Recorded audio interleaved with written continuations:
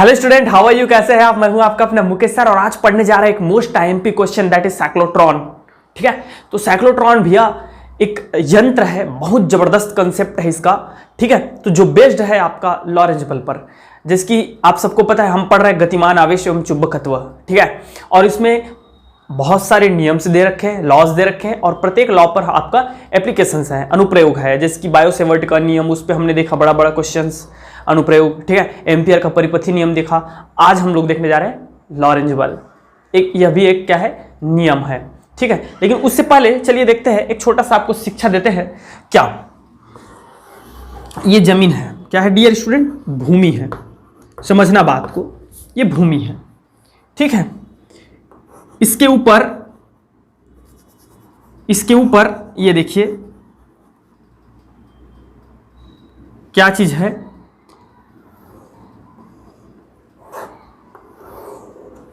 ठीक है, और ये भी वही भूमि है। हाँ, ये भी वही भूमि है। ठीक है, और यहां देखते हैं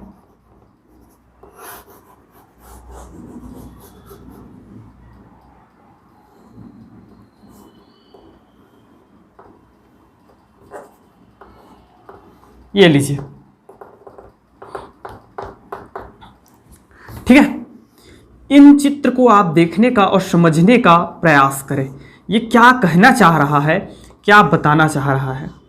ठीक है, और यदि आपको समझ में आ गया होगा तो अभी वीडियो को रोक करके, ठीक है, क्लास को रोक करके आप कमेंट बॉक्स में जा करके बताइए तो इससे क्या समझते हैं आप लोग, इससे क्या समझते हैं, ये चीज़ मुझे ज़रूर बताएं।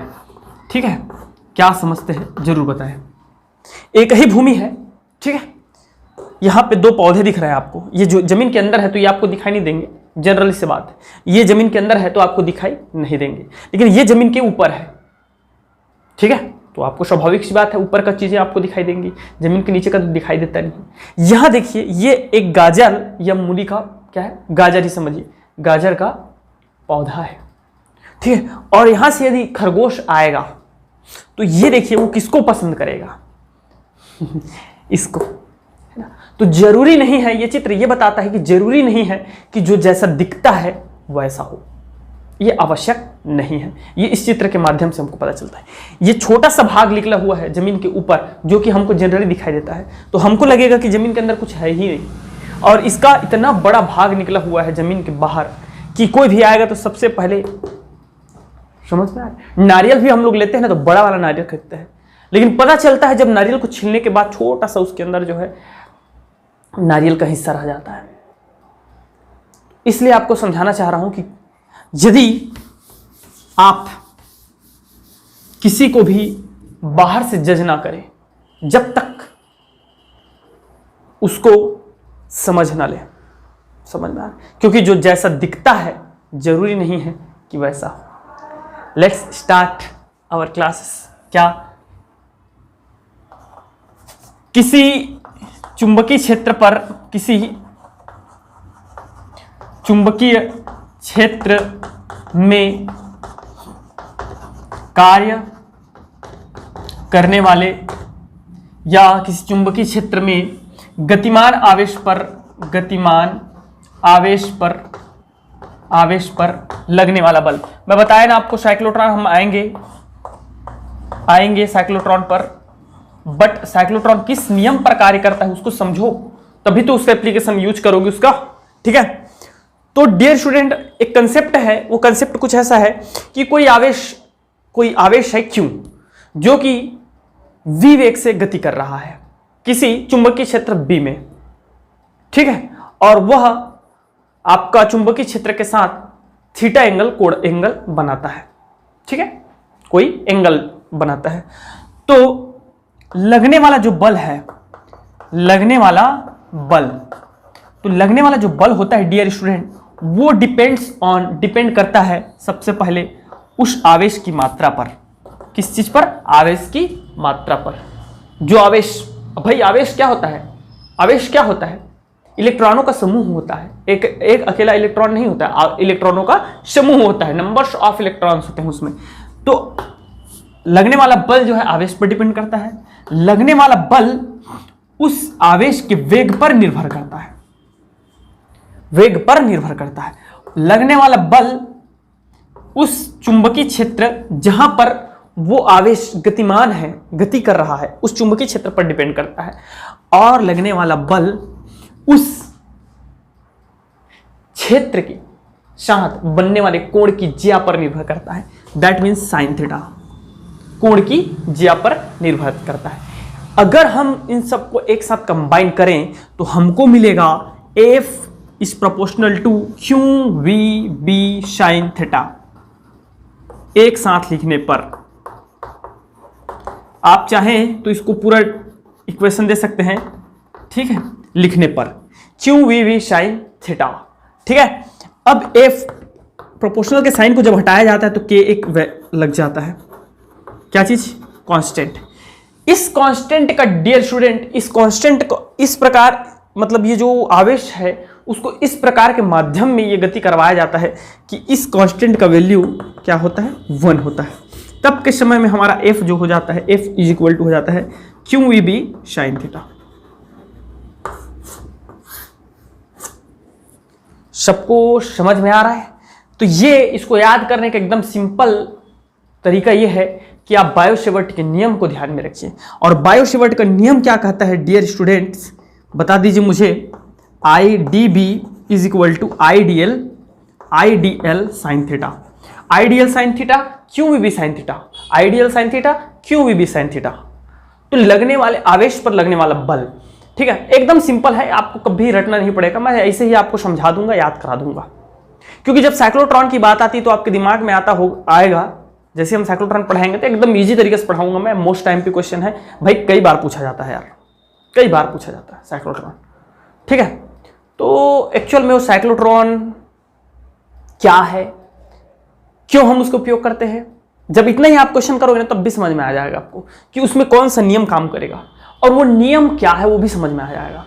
लगने वाले बल का फॉर्मूला ऐसे ही आएगा, ये भी समझ में आ जाएगा। तो कोऑपरेट करोगे तब ना समझ में आएगा ठीक है। तो Q V B sine theta, इतना सबको समझ में आ गया। अब देखो क्या करेंगे हम, अब देखिए हम क्या करेंगे। एफ को यदि मैं वेक्टर के फॉर्म में लिखता हूं as a form of vector, सबको पता है बल एक सदिश राशि है, तो बल को अगर मैं सदिश के रूप में लिखता हूं डियर स्टूडेंट, तो आप सबको पता है साइन थीटा है। और कॉस थीटा जब रहता है तो हमारा होता है, जिसकी suppose that A B cos theta है, ए बी कॉस थीटा, जहां ए बी दोनों सदिश राशियां हैं, तो हम इसके कॉस थीटा को हम लोग लिखते हैं डॉट प्रोडक्ट के रूप में। किस प्रोडक्ट के रूप में लिखते हैं? डॉट प्रोडक्ट के रूप में, अगर वेक्टर के फॉर्म में शो करें तो। यदि यहाँ पे ए बी साइन थीटा है और दोनों जो है वेक्टर क्वांटिटी है, तब हम इसको शो करते हैं प्रोडक्ट, आपका क्रॉस प्रोडक्ट के रूप में। किस चीज में? क्रॉस प्रोडक्ट के रूप में। याद रखिएगा, मैथ्स वाले बच्चों को इजीली समझ में आ जाएगा क्योंकि ये मैथ्स में है, ठीक है।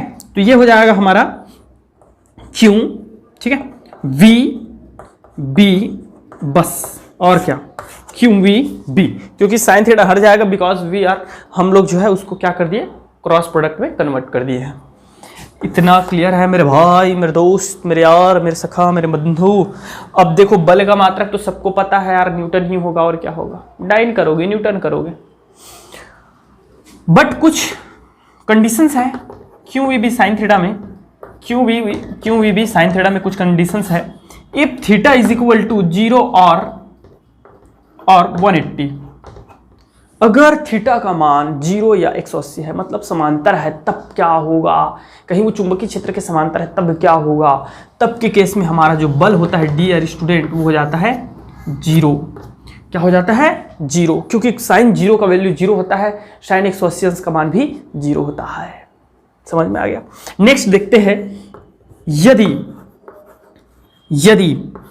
v इज इक्वल टू 0, मतलब आवेश तो है लेकिन गति नहीं कर रही है, उसका वेग 0 है, वेलोसिटी इज 0, देन हमारा क्या होगा, जब उसमें वेग ही नहीं है तो भी v का वैल्यू 0 है, तो हमारा बल, लगने वाला बल भी क्या हो जाएगा, 0 हो जाएगा। मतलब उस पर कोई भी बल कार्य नहीं करेगा अगर वो वेग, मतलब गतिमान नहीं है तब। दोनों कंसेप्ट क्लियर है? If theta is equal to 90, अगर हमारा जो आवेश है वो चुंबकीय क्षेत्र के लंबवत है या चुंबकीय क्षेत्र है वो आवेश के लंबवत है, तब के केस में जो लगने वाली बल है वो सबसे जो है अधिकतम होता है। अधिकतम, मैक्सिमम होता है। समझ में आ गया? तो इतना बस जानकारी आपको रखनी है। और इस बल को हम लोग क्या कहते हैं? चुंबकीय लॉरेंज बल। याद रखिएगा, क्या बोलेंगे? चुंबकीय लॉरेंज बल। लॉरेंज बल ही है, बट इसको थोड़ा सा इसमें कंसेप्ट ये रखा जाता है चुंबकीय लॉरेंज बल, क्योंकि विद्युत लॉरेंज बल का भी एक फॉर्मूला है। तो ये क्या हो जाता है? चुंबकीय लॉरेंज बल। चलिए देखते हैं। अगर इसी को चलिए फिर समझाई देता हूं यहीं पे लगे हाथ। क्या चीज? लॉरेंज बल क्या है? टोटल कुल लॉरेंज बल क्या होता है? कुल जो लॉरेंज बल होता है डियर स्टूडेंट, कुल लॉरेंज बल आपको यही वाला फॉर्मूला याद रखना है। लेकिन एक और फॉर्मूला है कुल लॉरेंज बल, यदि वहां विद्युत क्षेत्र और चुंबकीय क्षेत्र दोनों है, क्योंकि आवेश है, ठीक है? और आवेश गतिमान अवस्था में तो चुंबकीय क्षेत्र, और आवेश यदि स्थिर अवस्था में है तो विद्युत क्षेत्र है यार। हो सकता है कि वहां विद्युत क्षेत्र भी उत्पन्न हो, ठीक है? याद रखिएगा, स्थिर अवस्था में, आवेश की स्थिर अवस्था में कभी भी चुंबकीय क्षेत्र उत्पन्न नहीं होता है।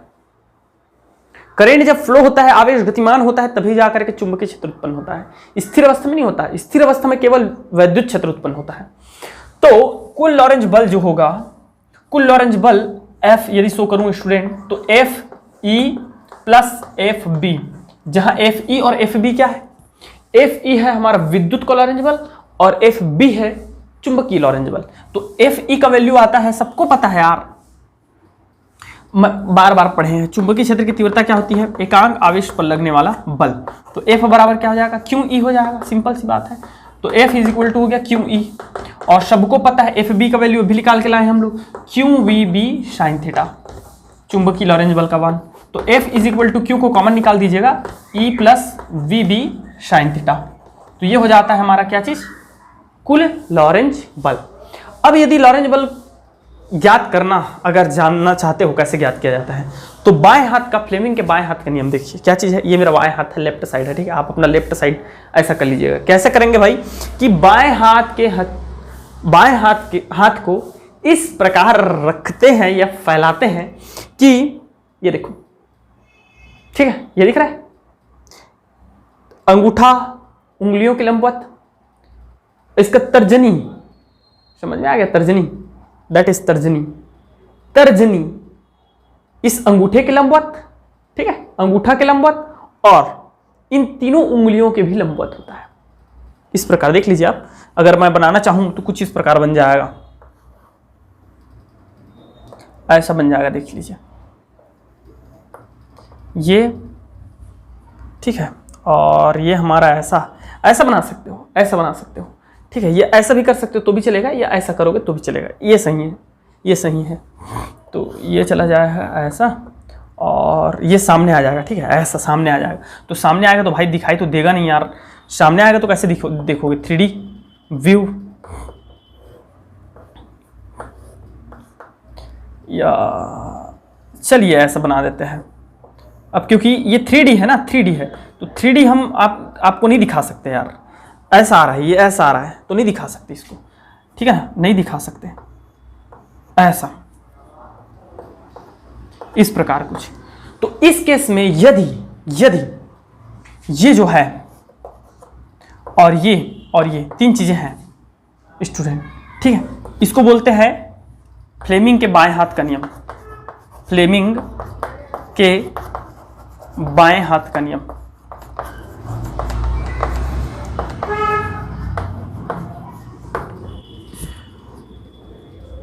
हाथ का नियम, तो ये क्या होता है? ये सुनिए, इधर सुनिए। क्या? यदि हमारा, इसको मिटा रहे हैं ना, यदि ये जो है चुंबकीय क्षेत्र की दिशा हो, किस चीज की दिशा हो? चुंबकीय क्षेत्र की दिशा हो, ठीक है? और ये जो है क्या हो जाएगा? ये क्या हो जाएगा स्टूडेंट? चुंबकीय क्षेत्र की दिशा हो, और ये आवेश की गति की दिशा हो, आवेश के गति की दिशा, दोनों को क्या होना चाहिए? लंबवत होना चाहिए। क्योंकि देख लो यहाँ पे आप, अगर ये लंबवत नहीं होगा, देखो यहाँ क्या है? लंबवत है। अरे भाई ऐसा करो, ये देखो, ये क्या है? ये एक दूसरे के साथ 90 एंगल बना रहा है कि नहीं बना रहा है? आप ऐसा फैला के देखना और उसके बाद मुझे बताना। ये एक दूसरे के साथ 90 एंगल है, राइट एंगल है, ठीक, समझ में आ गया।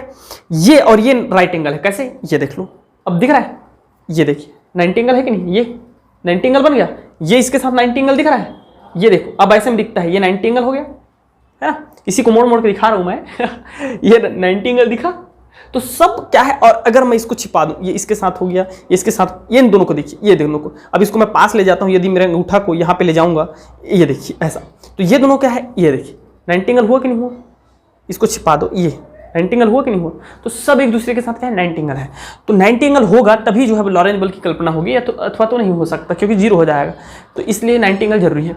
तो सबके सब एक दूसरे के साथ 90 एंगल रहता है। तो चुंबकीय क्षेत्र की दिशा यदि तर्जनी चुंबकीय क्षेत्र की दिशा को शो करे और हमारा जो ये है आवेश की गति को शो करे, तो ये जो अंगूठा है डियर स्टूडेंट्स, ये उस पर लगने वाले बल को शो करता है, लगने वाले बल को। मतलब आप शॉर्ट फॉर्म में ऐसे लिख सकते हो, एफ चुंबकीय क्षेत्र की दिशा मीन्स बी, और यह आवेश की गति की दिशा मतलब क्यू वी कर सकते हैं या वी कर सकते हैं। समझ में आ गया। एक और है फ्लेमिंग के राइट हैंड का जो है लॉ। तो इस हिसाब से क्या होता है, सुनो ध्यान से सुनते जाइएगा। दाहिने हाथ, ठीक है, यहाँ इधर इधर की कल्पना की जाती है, ये बाहर की ओर ऐसा। तो ये देखो तब भी क्या है, सबके सब 90 एंगल है, ये बाहर की ओर निकला हुआ है ना, बाहर की ओर। तो इस कंडीशन में क्या होता है, यदि अंगूठा, मैं बोल बस रहा हूँ, लिखूंगा नहीं, अंगूठा यदि आवेश की गति की दिशा को शो करे, ठीक है, और चुंबकीय क्षेत्र को हमारा ये जो उंगलियां शो करे डियर स्टूडेंट, तो लगने वाला जो बल होता है वो हथेली के बाहर की ओर होता है। कहाँ होता है, हथेली के बाहर की ओर होता है, बाहर की ओर इधर होता है। समझ में आ गया। तो ये भी एक दूसरे के साथ क्या है, सबके सब 90 एंगल बना रहे हैं। तो ये होता है second law of Fleming right hand law, ठीक है। अब चलिए देखते हैं क्या चीज, साइक्लोट्रॉन। ये हो गया खत्म हमारा।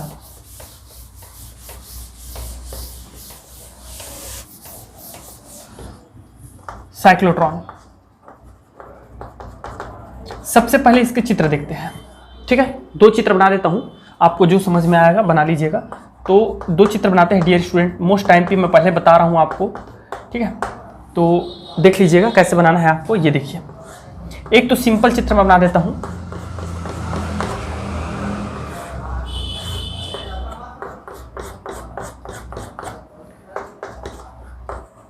ज्यादा बड़ा हो गया यार, क्या करेंगे, क्या करेंगे भाई, हवन करेंगे? नहीं करेंगे, पढ़ाई करेंगे। एनएस चुंबकीय क्षेत्र आरोपित करते हैं, ठीक है, और इनके मध्य में डियर स्टूडेंट क्या होता है आपका, चाहो तो ऐसा लिख बना सकते हो। ये देखिए D1 और D2, ये क्या चीज़ है मैं बताता हूँ, सब चीज़ के बारे में वर्णन करेंगे, क्या है उसका सिद्धांत, क्या है व्यंजक, क्या है उसका उपयोग, क्या है उसके लिमिटेशन, क्या है, सब चीज़ चर्चा करेंगे, ठीक है। लेकिन पहले देखो थोड़ा सा,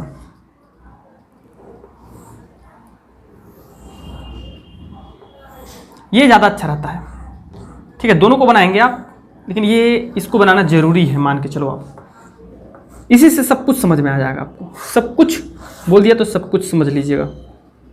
दैट इज दोलित्र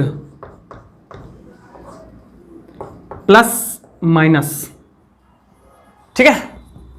ये हो जाएगा हम लोग का D1 और ये हो जाएगा D2।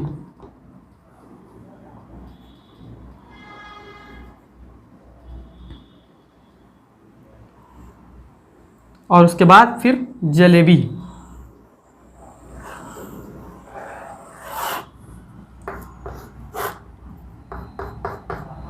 लक्ष्य,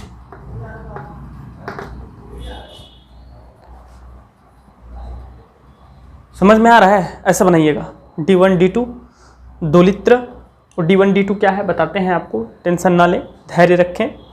ये क्या चीज़ है भैया, ये भी बताते हैं आपको। यही है हमारा आवेश, ठीक है। प्लस लिख दिया, क्यों लिखा बताता हूँ आपको। दोलित्र है, प्लस माइनस क्यों लिखा है सब बताते हैं।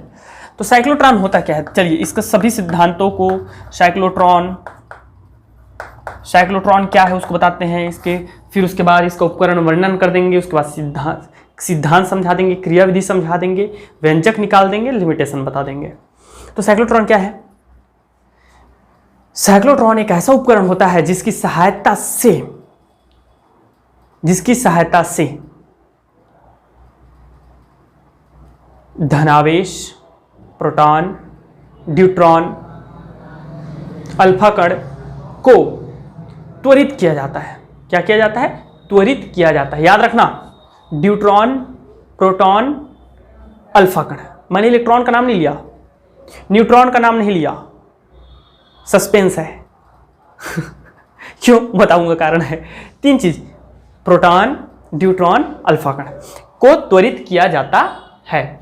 सन 1932 में 1932 में ई लॉरेंस ने इसे बनाया था। किसने बनाया था? ई लॉरेंस ने बनाया था। ठीक है डियर स्टूडेंट, तो आप याद रखिएगा, प्रोटॉन,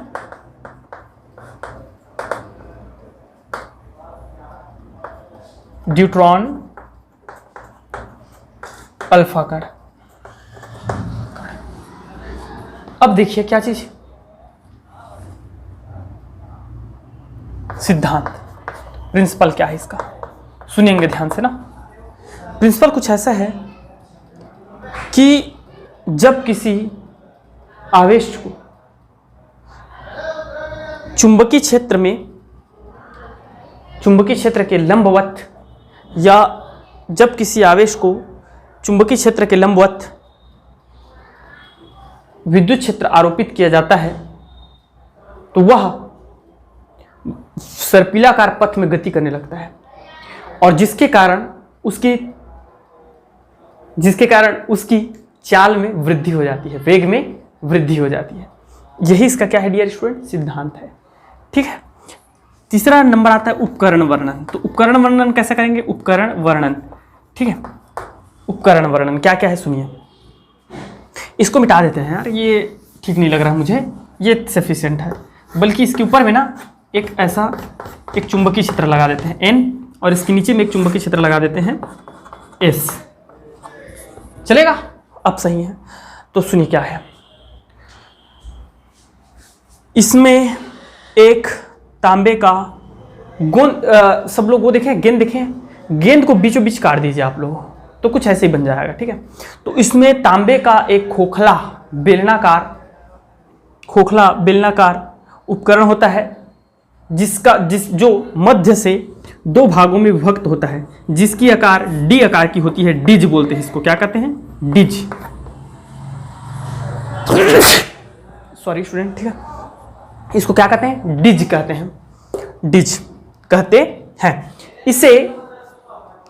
इसे एक समान चुंबकीय क्षेत्र के लंबवत रखा जाता है। एक समान चुंबकीय क्षेत्र के लंबवत रखा जाता है एवं दोलित्र के माध्यम से विद्युत क्षेत्र आरोपित किया जाता है। ठीक है। इसमें क्या रहता है? ये जो दिख रहा है आपको, वो रहता है धनावेश प्लस क्यू आवेश। ठीक है।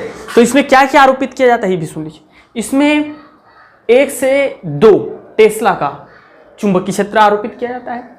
दोलित्र की सहायता से 10 की घात 4 से 10 की घात 6, ठीक है, वोल्ट का विद्युत क्षेत्र प्रवाह आरोपित किया जाता है एवं इस संपूर्ण उपकरण को एक बंद कक्ष, निर्वात कक्ष में, जिसमें 10 की घात ऋण 6 मिलीमीटर, ठीक है, वायुमंडलीय दाब होता है, मतलब बहुत कम, इसीलिए उसको निर्वात कहा गया है, दाब होता है, वहां इस संपूर्ण उपकरण को रखा जाता है, उस कक्ष में रखा जाता है। समझ में आ गया? तो इनको डियर स्टूडेंट हम बोलते हैं क्या चीज? डिज कहते हैं, और इनको नाम दे देते हैं D1 एंड D2। ठीक है, D1 D2। और ये जो दिख रहा है इसको बोलते हैं दोलित्र, जिसके द्वारा हम क्या करते हैं? विद्युत क्षेत्र आरोपित करते हैं। और ये हमारे दोनों जो है दंड चुंबक NS है। अब देखते हैं स्टूडेंट इसकी क्रियाविधि क्या है। क्रियाविधि, तो क्रियाविधि ऐसे समझिएगा, एकदम बहुत बढ़िया है यार क्रियाविधि। सैद्धांतिक क्रियाविधि लिख दीजिए, सिद्धांत भी इसी साथ देख लेते हैं। सिद्धांत तो देख ही चुके हैं, है ना, फिर भी सैद्धांतिक क्रियाविधि क्या चीज होगा ये सुनिए। इस उपकरण में m द्रव्यमान का व प्लस q आवेश को, प्लस q आवेश क्यों लिए, माइनस क्यों नहीं, इसका कारण है प्लस q आवेश को दोनों डीजों के मध्य में रख दिया जाता है। ठीक है। रखने के पश्चात हम दोलित्र के द्वारा क्या करते हैं? विद्युत क्षेत्र आरोपित करते हैं। तो सबसे पहले जो D1 है उसे धनावेश में रखते हैं। D1 को क्या करते हैं, धनावेश में रखते हैं। तो D1 को जब धनावेश में रखेंगे, डियर स्टूडेंट आप समझना, मैं इधर एक और चित्र के माध्यम से भी आपको समझाते जाता हूं, समझते जाना, ठीक है। ये देखिए, ये प्लस क्यू आवेश है, ठीक है। इसको जब मैं प्लस में रखूंगा, 2 लित्र के माध्यम से इसको जब प्लस आवेश दूंगा तो ये क्या होगा, ये धनावेश है। ये प्रतिकर्षित होकर के किधर जाएगा, D2 की ओर जाएगा।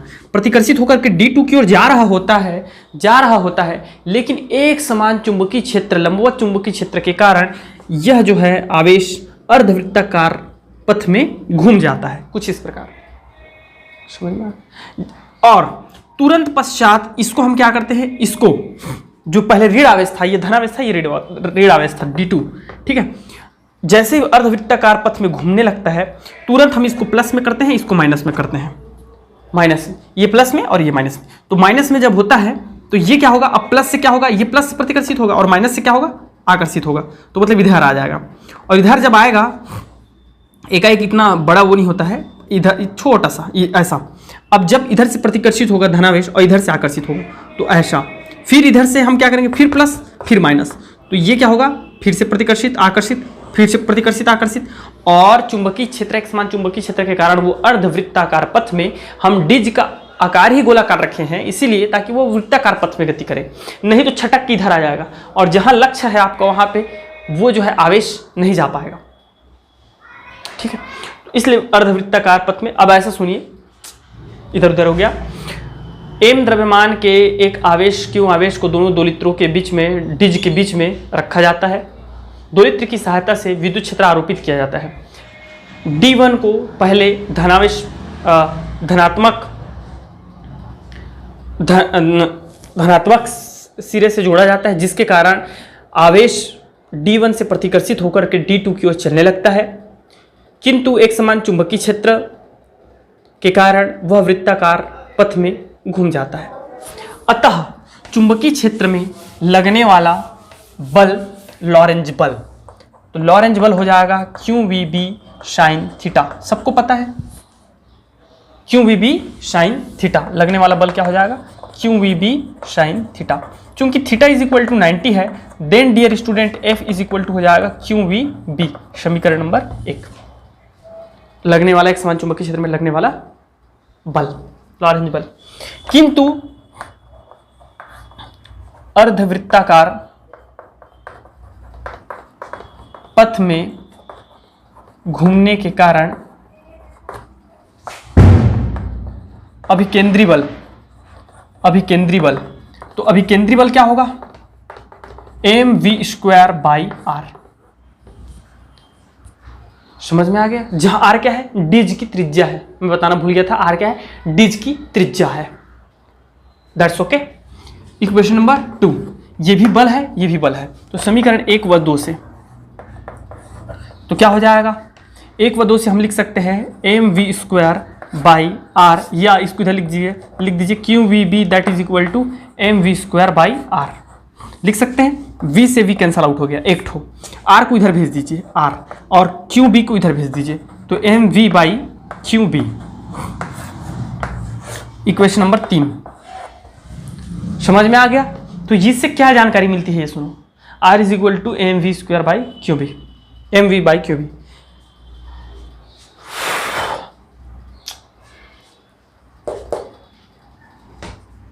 गति करने वाले आवेश का वेग v डिज की त्रिज्या पर निर्भर करती है।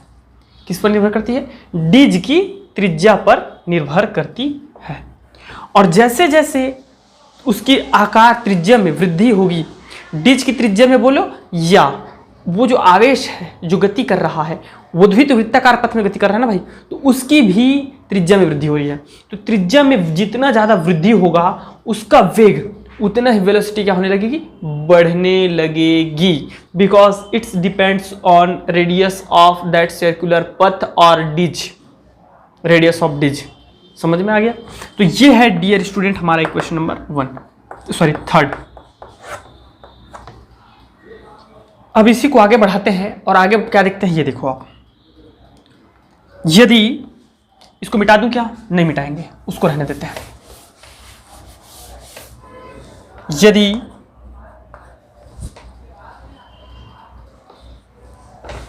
यदि वृत्ताकार पथ की त्रिज्या r एवं डिज को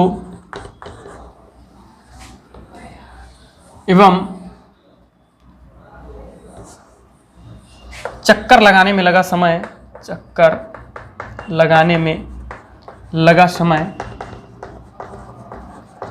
t है, तब सब जानते हैं, क्या जानते हैं, वेग बराबर दूरी बटे समय।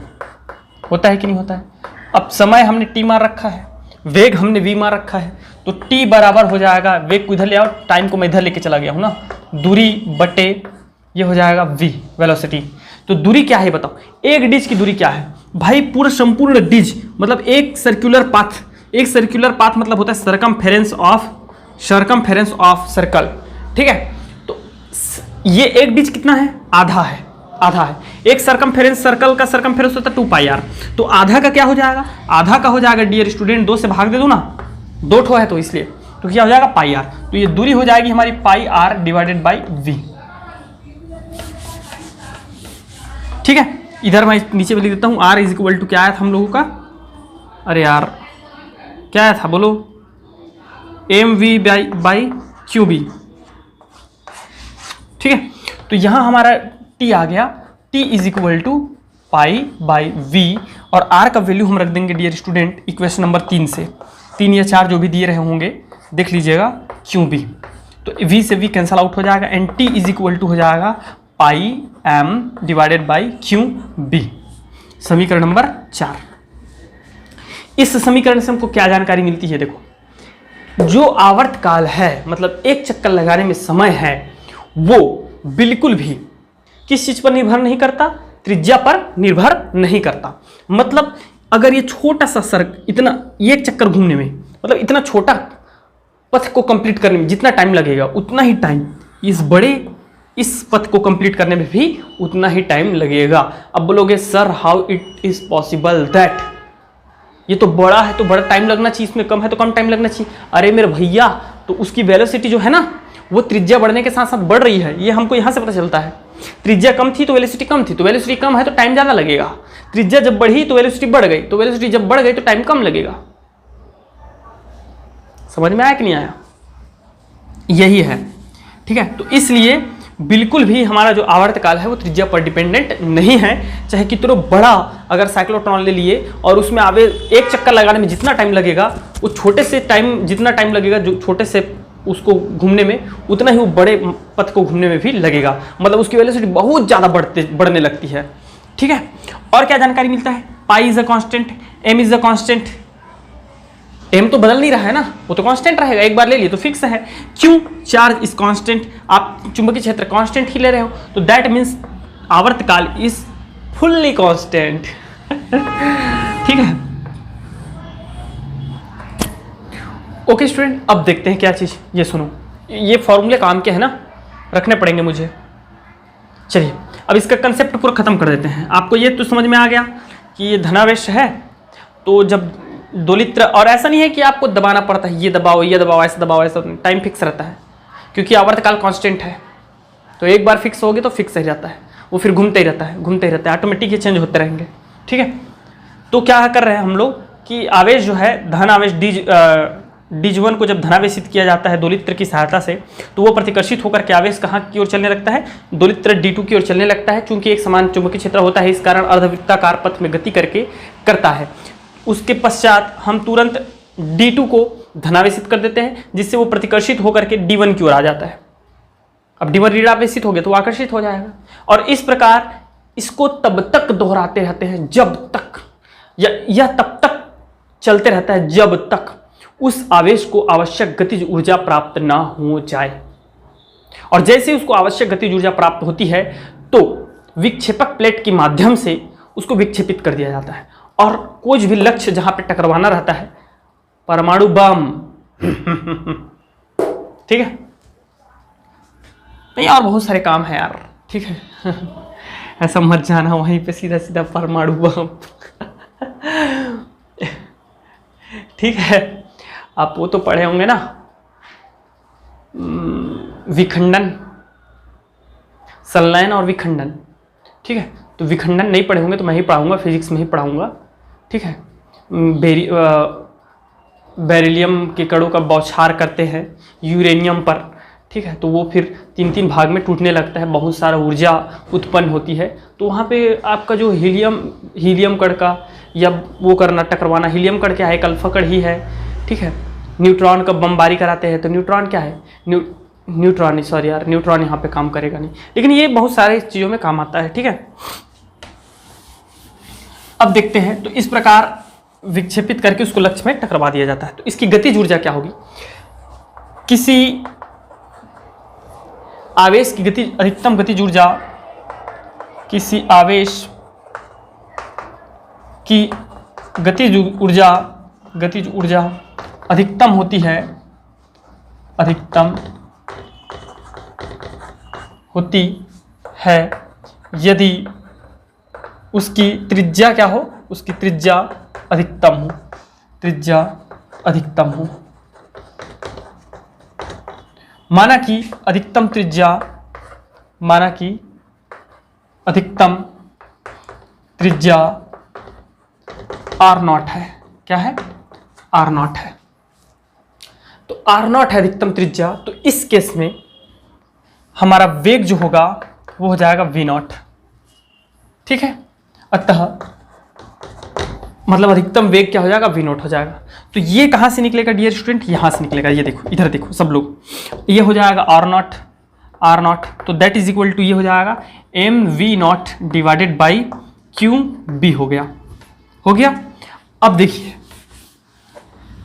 इस V का वैल्यू निकालिए, V0 का वैल्यू निकाल लीजिएगा। तो QB R0 divided by M हो गया। अब हम सबको पता है गतिज ऊर्जा जो काइनेटिक एनर्जी होती है वो होता है 1.2 mv²। होता है कि नहीं होता है? अब इस वैल्यू को यहाँ पे पुट कर दीजिए। तो K that is equal to हो जाएगा 1/2 m और V का हो जाएगा QB R0 divided by M का होल स्क्वायर। अब K इज इक्वल टू हो जाएगा 1/2, या एक m से एक m कैंसल आउट हो गया कि नहीं? तो m Q² B² R0² divided by 2m, sorry m तो m से कट गया। अच्छा, ये m कट जाएगा और नीचे में बचेगा एक m। तो ये आता है अधिकतम गतिज ऊर्जा।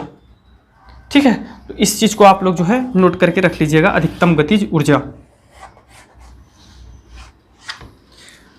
इसके बाद साइक्लोट्रॉन में आवृत्ति देख लेते हैं। ठीक है, अब इसका तो काम खत्म हो गया यार, चलो ठीक है, मिटा देते हैं। साइक्लोट्रॉन में आवृत्ति, फ्रीक्वेंसी देखते हैं। ठीक है, साइक्लोट्रॉन में आवृत्ति, ये जितने पॉइंट्स दिख रहे हैं सबको आपको ध्यान में रखना है। फ्रीक्वेंसी देखेंगे तो फ्रीक्वेंसी के लिए क्या करेंगे, माना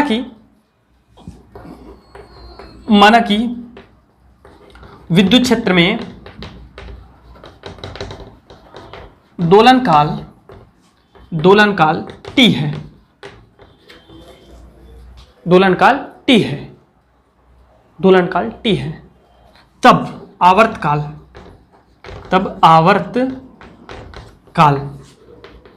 आवर्त काल जो होगा डियर स्टूडेंट T, पहले ही हम लोग ले चुके हैं आवर्त काल T, इसलिए मैं इसको ऐसा लिख रहा हूँ T आवर्त काल इज इक्वल टू हो जाएगा T/2। आवर्त काल क्या हो जाएगा, किसी एक डिच का, ऐसा लिख लीजिएगा, तब किसी एक डिच का आवर्त काल T बराबर T/2, क्योंकि 2 डिच है और ये क्या है, दोलन काल है, मतलब पूरा चक्कर लगाने में लगा समय T है, कैपिटल T है। तो एक का आवर्त काल क्या हो जाएगा, एक का T/2 हो जाएगा। ठीक है, तो इस फॉर्मूले से हमारा आ जाएगा, अगर T निकालना चाहेंगे तो T इज इक्वल टू हो जाएगा 2T हो जाएगा। होगा कि नहीं होगा? तो 2T, तो 2 मल्टीप्लाई T का वैल्यू क्या बताइए मुझे, IM that is divided by QB। आप लोग देख लीजिएगा, मिटा चुका हूँ मैं। ठीक है, but I think I am right. तो ये हो जाएगा ऐसा कुछ। ठीक है, तो T बराबर हमारा आ गया 2πm डिवाइडेड बाई QB, ये हो गया। ओके, संपूर्ण डिच का दोलन काल। अतः आवृत्ति सब लोगों को पता है, आवृत्ति क्या होती है, फ्रीक्वेंसी स्मॉल f या आप न्यू से भी शो करते हो न्यू, ठीक है। तो दैट इज इक्वल टू होता है 1/t।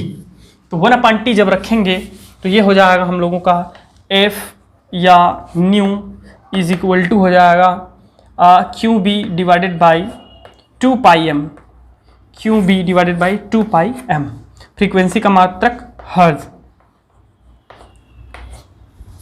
इतना समझ में आ गया?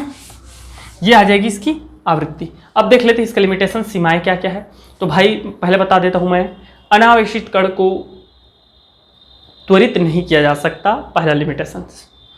अगर उसमें आवेश ही नहीं रहेगा तो वो प्रतिकर्षित और आकर्षित कैसे होगा, इसलिए अनावेशित कण को त्वरित नहीं किया जा सकता। सेकंड क्या है, इलेक्ट्रॉन जैसे बहुत कम मिनिमम द्रव्यमान वाले कण को भी त्वरित नहीं किया जा सकता। मैं बोलूँगा, आपको दे देता हूँ, चलो देखो मेरे बात को ध्यान देना। एक बॉल देखो, टेनिस बॉल, टेनिस बॉल को फेंकते हो अच्छा खासा दूर जाता है, जाता है कि नहीं जाता है? अच्छा खासा दूर जाता है।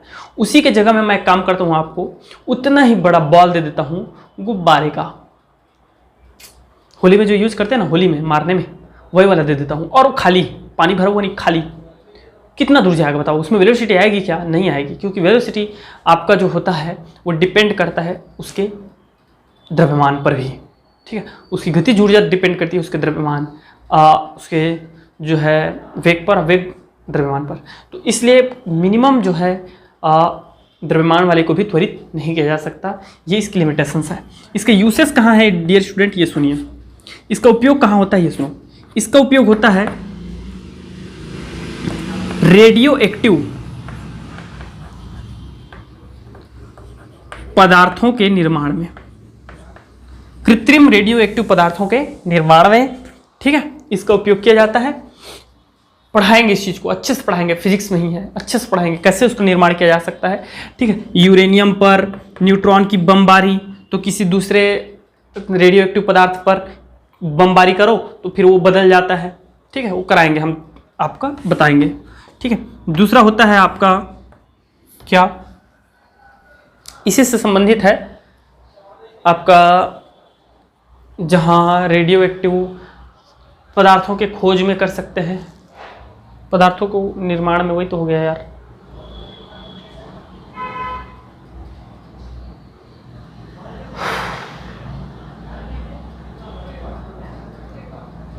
विद्युत उत्पादन में रेडियो एक्टिव पदार्थ का बमबारी करा करके बड़े बड़े जो है संयंत्र में विद्युत उत्पादन किया जा सकता है। और आप लोग देख लीजिएगा, एक दो ठो आप लोग भी ढूंढ के लाओ यार कहीं से, और कमेंट बॉक्स पे लिख दो, ठीक है। यदि आप यहाँ तक पहुँच गए देखते हुए तो बहुत बहुत धन्यवाद, आपने मुझे सुना इसके लिए। और इसी प्रकार आगे भी हम पढ़ते रहेंगे, पढ़ाते रहेंगे। Thank you very much and best of luck.